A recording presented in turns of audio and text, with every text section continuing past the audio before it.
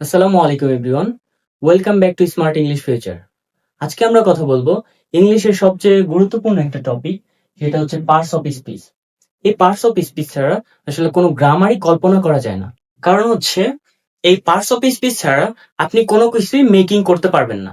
কারণ parts of স্পিচের যে কয়টা পার্ট আছে, এই কয়েকটা পার্ট নিয়ে একটা সেন্টেন্স মেকিং হয়। অর্থাৎ পার্টস অফ স্পিচের এই প্রত্যেকটা পার্ট ছাড়া একটা টেন্স মেকিং হতে পারবে না, একটা সেন্টেন্স মেকিং হতে পারবে না। এই পার্টস অফ স্পিচের প্রত্যেকটা টপিকের উপর, প্রত্যেকটা গ্রামার এর উপর ডিপেন্ডেবল। আমাদের এই চ্যানেলে পার্টস অফ স্পিচ হোক আর যে গ্রামার টপিক হোক, প্রত্যেকটা আমরা একটা শখের মাধ্যমে বোঝানোর চেষ্টা করব। আসলে আমরা যদি প্রত্যেকটা টপিক যদি এক একটা রুলস এর মাধ্যমে শিখতে চেষ্টা করি, তাহলে কখনো এটা শেষ হবে না। কারণ আপনি কয়টি রুলস মুখস্থ করবেন? 20টি বা 30টি? এর বেশি আসলে মনে রাখাও সম্ভব না। আপনি যখন গ্রামার গাইড বা যেটাই খুলবেন, দেখবেন অসংখ্য অসংখ্য রুলস। এতগুলো রুলস আসলে মুখস্থ করে কখনো মনে রাখা সম্ভব হয় না। সো আমরা চেষ্টা করেছি এক পেজের ভিতরে এই পুরো পার্টস অফ স্পিচ সাজানোর জন্য। এরপর আরো যখন আমরা একটু ডিপলি পড়াশোনা করব, তখন এগুলো সলভিং করব। তো ফার্স্ট অফ অল আমরা দেখি যে আসলে পার্টস অফ স্পিচ বিষয়টা কি। যে শব্দগুলি দ্বারা বাক্য গঠিত হয়, সেই শব্দগুলিকে পার্টস অফ স্পিচ বলা হয়। অর্থাৎ পার্টস অফ স্পিচ দ্বারা প্রত্যেকটা বাক্য গঠিত হয়। এবং এই পার্টস অফ স্পিচকে যদি আমরা বলি, পার্টস অর্থ অংশ, এবং হচ্ছে স্পিচ মানে বক্তৃতা বা বক্তব্য, অর্থাৎ বক্তব্যর একটা অংশ। ফার্স্টলি আপনারা এই পুরো চার্টটাকে একটা স্ক্রিনশট দিয়ে নেন। এখন পার্টস অফ স্পিচ টোটালি হচ্ছে 8 টাইপের, অর্থাৎ 8 প্রকার। একটা হচ্ছে, প্রথমত যদি দেখি, নাউন। নাউন হচ্ছে বিশেষ্য, অর্থাৎ কোনো কিছু নাম বোঝাবে। যেমন আমি এখানে কয়েকজনের নাম দিয়েছি: আবরার, সাদমান, আশফিকা, পারিসা, মুনজারিন, আনিশা, মিমি অ্যান্ড নিহা। সো এগুলাকে বলা হচ্ছে নাউন। এরপরে যাই প্রোনাউন। এখন নামের পরিবর্তে যা কিছু ব্যবহার করা হয়, সেগুলোকে বলা হয় প্রোনাউন। প্রোনাউনটা হচ্ছে হি, হিম, হিচ; she, her, her; we, us, our; I, me, my; you, your; it, its. So এগুলো হচ্ছে pronoun. I think noun and pronoun আপনারা বুঝতে পারছেন। এরপর আসি হচ্ছে অ্যাডজেক্টিভ। অ্যাডজেক্টিভ বলতে কি বোঝায়? বাংলায় বলা হয় অ্যাডজেক্টিভকে বিশেষণ, অর্থাৎ নাউনের দোষ, গুণ, সংখ্যা, পরিমাপ ইত্যাদি বোঝাবে। এক্ষেত্রে নাউন বা প্রোনাউনও হতে পারে, অর্থাৎ নাউন বা প্রোনাউনের দোষ, গুণ, সংখ্যা, পরিমাপ ইত্যাদি বোঝাবে। সো আমরা এগুলোর কয়েকটা এক্সাম্পল দেখি। যেমন নাইস। নাইস মানে কি? সুন্দর। অ্যান্ড বিউটিফুল মানে কি? এটাও সুন্দর। অনেস্ট মানে সৎ। ব্যাড মানে খারাপ। এ মানে একটি। হাফ মানে অর্ধেক। এখানে দেখেন যে বিশেষণ বলতে বোঝাচ্ছে যে নাউন এর দোষ, গুণ, সংখ্যা, পরিমাপ, অর্থাৎ এর দোষ বোঝাবে। দোষ বলতে কি? এখানে ব্যাড বোঝানো হয়েছে। এন্ড এরপরে দেখেন যে, এরপরে দেখবেন গুণ বলতে কি বোঝানো হয়েছে? অবশ্যই তার একটা ভালো একটা গুণ কি? সে ইজ বিউটিফুল বা হচ্ছে সি ইজ নাইস, এরকম বোঝাবে। এন্ড এরপর পরিমাণ বলতে কি বোঝায়? কতটুকু? সে অর্ধেক না বেশি না ফুল না হাফ? সো এখানে হাফ দিয়েছি, অর্থাৎ হাফ দ্বারা বোঝাচ্ছে পরিমাপ। এন্ড এরপরে দেখবেন সংখ্যা। এ মানে কি? একটি। সো অর্থাৎ বিশেষণ বলতে বোঝাচ্ছে নাউনের দোষ, গুণ, সংখ্যা, পরিমাপ ইত্যাদি বোঝায়। এরপর আসি আমরা ভার্ব। বাংলাতে ভার্বকে ক্রিয়া বলা হয়, অর্থাৎ যে শব্দ দ্বারা কোনো কিছুর কাজ বোঝায় তাকে হচ্ছে ভার্ব বলা হয়। এখন ভার্ব মানে হচ্ছে আপনি যে সকল কাজ করছেন, সেটাকে ভার্ব বোঝানো হবে। অর্থাৎ এখানে কয়েকটা এক্সাম্পল দিয়েছি, যেমন রান, সি। সি মানে কি? দেখা। রান মানে দৌড়ানো। এরপর ওয়ার্ক মানে হচ্ছে কাজ। স্পিক মানে হচ্ছে কথা বলা। আমি এখন কথা বলতেছি, স্পিক, আই স্পিক। ঠিক আছে, আমি এখন কথা বলতেছি। এরপর দেখেন লেকচার। লেকচার মানে কি? বক্তৃতা দেওয়া। আমি এখন লেকচার দিচ্ছি, অর্থাৎ আমি এখন কিসের উপরে লেকচার দিচ্ছি? English lecture. ঠিক আছে, সো এটাও হতে পারে। এরপর আমরা দেখতে পাচ্ছি অ্যাডভার্ব। অ্যাডভার্ব বিষয়টা একটু বুঝেন। যেমন ফার্স্টে লেখা আছে অ্যাড। অ্যাড মানে কি? যুক্ত করা। আপনারা হচ্ছে কোনো কিছু পড়তে যাবেন, যখন একটা যে কোনো একটা ওয়ার্ড আপনারা বুঝতেছেন না, তখন ওইটা একটু ভেঙে ভেঙে বোঝার ট্রাই করবেন। যেমন এখানে আছে অ্যাডভার্ব, অর্থাৎ এখানে ভার্ব মানে কাজ করা, কাজ করা। এন্ড অ্যাড মানে কি? যুক্ত করা। অর্থাৎ ভার্বের সাথে এমন কিছু একটা যুক্ত করব, যেটা দ্বারা ভার্বের হচ্ছে কাজকে আরো গুণান্বিত করবে। এক্ষেত্রে ভার্ব এবং অ্যাডজেক্টিভের কাজকে অবশ্যই গুণান্বিত করবে, বিশেষভাবে প্রকাশ করবে। অর্থাৎ যে শব্দ দ্বারা ভার্ব অ্যাডজেক্টিভকে বিশেষভাবে প্রকাশ করবে। যেমন আমরা যদি কয়েকটা এক্সাম্পল দেই, যেমন হি রানস কুইকলি। এখন দেখেন এখানে রানটা কি বোঝানো হচ্ছে, এটা অবভিয়াসলি ভার্ব, হি হচ্ছে কি প্রোনাউন। এখানে দেখেন হচ্ছে কুইকলি, কুইকলি একটা অ্যাডভার্ব। অ্যাডভার্ব বলতে কি বোঝাইছে, যে শব্দ দ্বারা ভার্ব এবং অ্যাডজেক্টিভকে বিশেষভাবে প্রকাশ করবে। অর্থাৎ সে দৌড়াচ্ছে, কেমন দৌড়াচ্ছে, আপনি যদি কোশ্চেন করেন সে হচ্ছে দৌড়াচ্ছে, বাট কেমন ভাবে দৌড়াচ্ছে, স্লোলি না কুইকলি। অবভিয়াসলি এখানে যেটা দেওয়া আছে যে কুইকলি, কুইকলি মানে কি খুব তাড়াতাড়ি দৌড়াচ্ছে, ঠিক আছে। সো এইটা হবে হচ্ছে অ্যাডভার্ব, অ্যাডভার্ব, অ্যাডভার্ব, ঠিক আছে। এরপরে দেখেন শি ইজ ভেরি বিউটিফুল। এখন এখানে দেখেন যে শি হচ্ছে প্রোনাউন, ইজটা কি বলেন তো, ইজ একটা অক্সিলারি ভার্ব। এরপরে দেখি হচ্ছে বিউটিফুল। এখানে বিউটিফুল বলতে কি বোঝাচ্ছে, অ্যাডজেক্টিভ কে বোঝাচ্ছে। এখানে আমি অ্যাডজেক্টিভের কয়েকটা রুলস এক্সাম্পল দিয়েছিলাম আপনাদের, যেমন নাইস, বিউটিফুল, অনেস্ট, ব্যাড, এ, হাফ। অর্থাৎ এখানে বিউটিফুল এর সাথে মিলে যাচ্ছে না, সো বিউটিফুলটা কি হবে, অ্যাডজেক্টিভ হবে, অ্যাডজেক্টিভ, ঠিক আছে। এখন তাহলে ভেরিটা কি, এখানে ভেরিটা হচ্ছে অ্যাডভার্ব।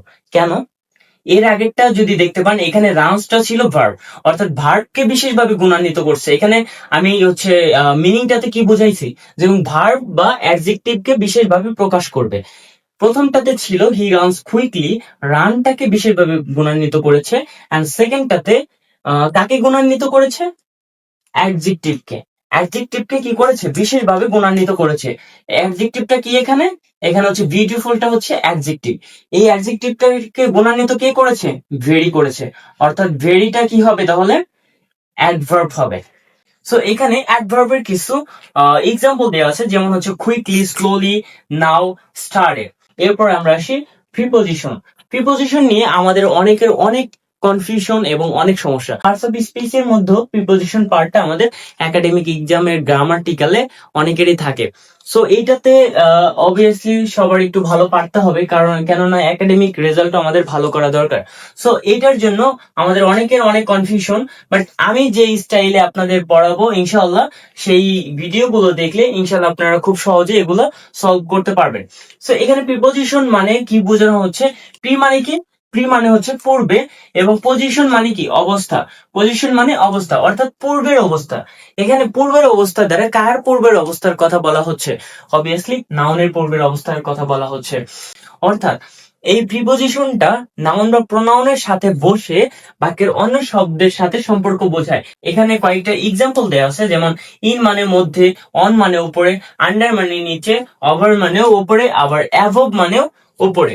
এখন এখানে একটু লক্ষ্য করেন, অন মানে হচ্ছে উপরে, ওভার মানে উপরে, অ্যাবভ মানে উপরে। এখন এই তিনটা ওয়ার্ডই কিন্তু ওপরে অর্থ বোঝাচ্ছে, বাট কিভাবে কখন বুঝবো, কখন এইগুলো অ্যাপ্লিকেবল হবে এবং কখন কোনটা বসাবো, এগুলো নিয়ে একটু কনফিউশন থাকে। সো প্রিপোজিশন পার্টে দেখবেন হচ্ছে অনেক সময় এগুলো একই শব্দ অর্থ বহন করতেছে, বাট এক এক জায়গায় এক একটা অ্যাপ্লিকেবল হচ্ছে। সো আপনাদের একটু বেসিক ধারণা দেই, যেমন আমার কাছে একটা বই আছে, বই না বলে কোনো একটা বস্তু যে কোনো কিছু একটা নিতে পারেন, আপনার হাতের কাছে যা আছে সেটা দিয়েই আপনি হচ্ছে এক্সপেরিমেন্টটা করতে পারেন। যেমন হচ্ছে আপনার বইয়ের উপরে যদি আমি পেনটা রাখি, তাহলে কি বলবো, the pen on the books. এরপর আমরা যদি হচ্ছে আন্ডার বলি, আন্ডার বলতে কখন বোঝাবে, the pen under the books. অর্থাৎ আন্ডার মানে নিচে, অর্থাৎ বইয়ের নিচে আছে এমন কোন একটা বস্তু, অর্থাৎ কোন একটা বস্তুর নিচে কিছু একটা জিনিস আছে, তখন বলবো আন্ডার। এন্ড যখন হচ্ছে ওভার কখন বলবো, ওভার মানে হচ্ছে কোন একটা বস্তুর উপর দিয়ে উড়ে উড়ে যাচ্ছে, তখন কি বলবো, ওভার। যেমন হচ্ছে প্লেন আমাদের মাথার উপর দিয়ে চলে যায়, সেক্ষেত্রে আমরা ওভার ব্যবহার করব। ধরেন হচ্ছে এই পেনটা এই খাতার বা এই বইটার উপর দিয়ে চলে যাচ্ছে, সেক্ষেত্রে আমরা কি বলবো, the pen over the book, the pen over the book. এরপর হচ্ছে অ্যাভব। অ্যাভব বলতে কি বোঝায়, কোন একটা বস্তুর উপরে স্থির অবস্থায় থাকলে তখন বলবো অ্যাভব। তাহলে এটার ক্ষেত্রে কি বলবো, the pen above the book, the pen above the book. Okay, এরপরে ইন কখন বলবো, ইন মানে কি, ইন মানে হচ্ছে মধ্যে, অর্থাৎ কোনো কিছু ভিতরে আছে এমন, তখন কি বলবো, ইন। অর্থাৎ বইটার ভিতরে যখন আমরা কলমটা দিয়ে দিব, তখন এটার ক্ষেত্রে কি বলবো, the pen, the pen in the books. Okay, এরকম করে আমরা এক্সপেরিমেন্ট করে করে প্রত্যেকটা জিনিস আমরা বোঝার চেষ্টা করব, এতে করে আমাদের সারা জীবন মনে থাকবে। বাট আপনারা যদি স্মার্ট ওয়ে না পড়েন, যেমন হচ্ছে রুলস মুখস্থ করবেন, আপনি কয়টা রুলস মুখস্থ করে এগুলো মনে রাখতে পারবেন বলেন তো? 10টা 20টা। আপনি যদি এই পার্টস অফ স্পিচের এখানে 8টা টাইপ আছে, 8টা টাইপ থেকে যদি 5টা করেও আপনি রুলস মুখস্থ করেন, তাহলে 5 8 40, অর্থাৎ 40টা রুলস আপনাকে মুখস্থ করতে হবে জাস্ট এক পার্টস অফ স্পিচ থেকে। আপনারা একটু ভেবে দেখেন তো, আপনাদের শুধু কি এই পার্টস অফ স্পিচই গ্রামার আছে? গ্রামার আরো কতগুলো আছে না, টেন্স আছে, সেন্টেন্স আছে, রাইট ফর্ম ভার্ব আছে, কমপ্লিটিং সেন্টেন্স আছে, আরো অনেক হিউজ পরিমাণ আমাদের গ্রামার। সো ওইগুলো যদি আমি হচ্ছে এক একটা থেকে 40টা বা 50টা করে রুলস পড়ি, তাহলে দিন শেষে আমাদের 500 600 1000 এতগুলা রুলস পড়তে হবে। এতগুলা রুলস আসলে মনে রাখা কি কখনো সম্ভব? ইটস নট পসিবল, আমার কাছে পসিবল না। সো আমরা চেষ্টা করব রুলস কে ত্যাগ করে আমরা যেন হচ্ছে কোন একটা শখের মাধ্যমে এক পেজে স্মার্ট ওয়েতে পড়ার চেষ্টা করব। ইনশাল্লাহ এতে করে আমাদের সারা জীবন মনে থাকবে। এন্ড এরপর আমরা আসি কনজাংশন। কনজাংশন মানে কি? সংযোজক।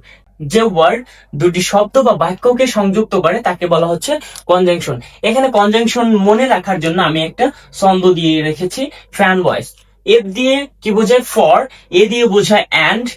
বি দিয়ে বোঝায় বাট। ওয়াই দিয়ে বোঝায় ইয়েট। এস দিয়ে বোঝায় সো। এখানে এই ছন্দটা একটু মনে রাখতে হবে। এন্ড আমি যখন ব্রিফলি পড়াবো, অবভিয়াসলি এগুলো একটু বিস্তারিত ভাবে একটু আলোচনা করার চেষ্টা করব। এখন দেখেন, এখানে কয়েকটা আমি দিয়েছি। বাট মানে কি? কিন্তু। বাট মানে কিন্তু, এন্ড মানে এবং, হয় মানে যখন। এই কয়েকটা দিয়ে দুটি বাক্য যুক্ত করি। এখন আমরা আসি ইন্টারজেকশন। ইন্টারজেকশন মানে হচ্ছে বিস্ময়সূচক অব্যয়। যে শব্দ দ্বারা দুঃখ, আনন্দ, ঘৃণা, আবেগ ইত্যাদি প্রকাশ পায় তাকে হচ্ছে বিস্ময়সূচক অব্যয় বলা হয়। ওয়েল ডান, তারপর হচ্ছে গুড বাই, ব্রাভো, অর্থাৎ হচ্ছে এটা দ্বারা দুঃখ, আনন্দ, ঘৃণা প্রকাশ পাওয়ার পর এই বিস্ময়সূচক অব্যয়টাকে ব্যবহার করা হয়। এরপর হচ্ছে আমরা টোটাল যে 8টা পার্টস অফ স্পিচ পড়লাম, সো 8টা পার্টস অফ স্পিচ নিয়ে একত্রে যে সেন্টেন্স গঠিত হয় সেটা আমরা এখন এই নিচের এই সেন্টেন্স দ্বারা বুঝবো। এখানে কয়েকটা বাক্য একসাথে দেওয়া আছে, কোনটা কোন পার্ট সেটা আমরা একটু ডিফাইন করব। অর্থাৎ এটা দ্বারা প্রথমে বুঝতে পারছি যে এটা একটা বিস্ময়সূচক অব্যয়, অর্থাৎ এটা একটা ইন্টারজেকশন। এরপরে দেখতে পাচ্ছি কোন কিছুর একটা নাম, অর্থাৎ কোন মানুষের একজন নাম, যেমন আমার নাম সিয়াম। সো এখানে সিয়াম কি? একজন নাম, নাউন। এটা কি হবে? নাউন। এরপর দেখতে পাচ্ছি সেইড। সেইড মানে কি? বলা। অর্থাৎ আমি এখন স্পিক করতেছি বা হচ্ছে আমি এখন লেকচার দিচ্ছি, সো এটার ক্ষেত্রে আমরা সেইড ব্যবহার করতেছি। এটা একটা কাজ, অর্থাৎ এটা একটা ভার্ব। এরপর দ্যাট। দ্যাট হচ্ছে একটা কনজাংশন। কেন কনজাংশন? দ্যাট এর পরে একটা সেন্টেন্স আছে এবং আগে একটা সেন্টেন্স আছে, অর্থাৎ দ্যাট এর আগে একটা বাক্য আছে এবং দ্যাট এর পরে একটা বাক্য আছে, দুইটা বাক্যকে সংযুক্ত করেছে। অর্থাৎ দ্যাটটা কি হবে তাহলে? কনজাংশন। Conjunction, CON। আচ্ছা, আমি একটু শর্ট ফর্ম ব্যবহার করি এখানে, হ্যাঁ, যাতে একটু লিখতে সুবিধা হয়। এরপর দেখতে পাচ্ছি শি। শি এটা কি বলেন তো? কোন একটা মেয়ের নামের পরে বা নামের পরিবর্তে আমরা শি ব্যবহার করি। এটা কি হবে তাহলে? Pronoun, PRO, pronoun. ঠিক আছে। এরপর দেখতে পাচ্ছি ইজ।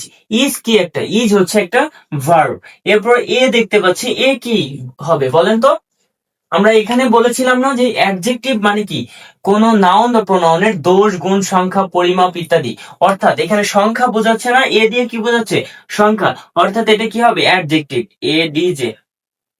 ওকে। এরপর দেখেন যে গুড। গুড দ্বারাও কিন্তু কি বোঝাচ্ছে বলেন তো? গুণ বোঝাচ্ছে। অর্থাৎ এই মেয়েটার গুণটাকে প্রকাশ করতেছে এই গুড দিয়ে, অর্থাৎ গুডটা হবে হচ্ছে অ্যাডজেক্টিভ। এবং গার্লটা কি হবে? Obviously noun. একটা গার্ল কি? কোন এক কিছুর একটা নাম, নাউন। এরপর দেখতে পাচ্ছি এখানে বাট দ্বারা একটা কনজাংশন যুক্ত করা হয়েছে, অর্থাৎ এই বাটের আগেও একটা সেন্টেন্স আছে এবং পরেও একটা সেন্টেন্স আছে। আগের সেন্টেন্সটা কি? He is a good girl but she speak slowly in class. So আপনারা বুঝতেই পারছেন বাট একটা কনজাংশন। এরপরে কি আছে? শি। শি হচ্ছে কোন একটা প্রোনাউন, নামের পরিবর্তে যা ব্যবহার করা হয়, অর্থাৎ মেয়েদের নামের পরিবর্তে শি ব্যবহার করা হয়, অর্থাৎ এটা একটা প্রোনাউন। এরপরে দেখেন স্পিক্স, অর্থাৎ স্পিক একটা ভার্ব। ভার্বের পরে এখানে দেওয়া আছে স্লোলি। স্লোলি কি তাহলে? স্লোলি হচ্ছে অ্যাডভার্ব। কেননা এই ভার্বকে মডিফাই করতেছে, অর্থাৎ ভার্বকে একটা বিশেষ ভাবে প্রকাশ করতেছে ইন দ্য ক্লাস। অর্থাৎ ইনটা কি বলেন তো? ইন হচ্ছে একটা প্রিপোজিশন, প্রিপোজিশন, ক্লাসটা হচ্ছে একটা নাউন। এরপরে বাকি আছে অ্যান্ড এভরিওয়ান লাইকস হার। এখানে চারটা ওয়ার্ড আছে, অ্যান্ড এভরিওয়ান লাইকস হার। এই চারটা আপনাদের জন্য। আপনাদের এতক্ষণ বোঝানো হলো পার্টস অফ স্পিচের টোটাল 8টা টাইপ। এই চারটা আপনারা কমেন্ট বক্সে এখনই রিপ্লাই করে দেন আসলে কোনটা কোন পার্টস অফ স্পিচের মধ্যে পড়ে। সো আমি আপনাদের যতটুকু সম্ভব বোঝানোর ট্রাই করেছি। ইনশাল্লাহ নেক্সট ক্লাস থেকে আপনাদের এই প্রত্যেকটা টাইপ ধরে ধরে বোঝানোর ট্রাই করব ইনশাল্লাহ। স্মার্ট ওয়েতে যত স্টাডি করবেন সেই স্টাডিটা আপনার কাজে আসবে। বিকজ এই নোটস গুলা আমি যেগুলো পড়াচ্ছি এইগুলো যদি একটু নোট আকারে লিখে রাখেন খাতায়, অবভিয়াসলি একটা ভালো একটা বেনিফিট পেতে যাচ্ছেন আপনারা। এন্ড আমি আপনাদের ইনশিওর করছি যে আমি কোনো রুলস দেব না আপনাদের, বাট আমি হচ্ছে প্রত্যেকটা বিষয় সকের মাধ্যমে বোঝানোর ট্রাই করব। যেমন হচ্ছে এরপরের পার্ট আসবে হচ্ছে পার্টস অফ স্পিচ শেষ হয়ে গেলে আমরা টেন্স তো আগেই পড়িয়েছি, আমাদের ডিসক্রিপশন বক্সে একটু দেখে নেবেন, টেন্স বিষয়টা পড়ানো হয়েছে। এরপর আমরা যাব হচ্ছে সেন্টেন্সে। সেন্টেন্স শেষ করে রাইট ফর্ম ভার্ব, তারপর হচ্ছে কমপ্লিটিং সেন্টেন্স, ন্যারেশন, ঠাক কোয়েশ্চেন। আপনারা যারা হচ্ছে এসএসসি ক্যান্ডিডেট 2026 ব্যাচ, তারা অবশ্যই আমার গ্রুপের সাথে যুক্ত থাকবেন, কারণ আপনাদের সামনে যে এসএসসি আছে সেই এসএসসি পরীক্ষার যতগুলো টপিক আছে ইনশাআল্লাহ আমি চেষ্টা করব যে প্রত্যেকটা টপিক ধরে ধরে বোঝানোর জন্য।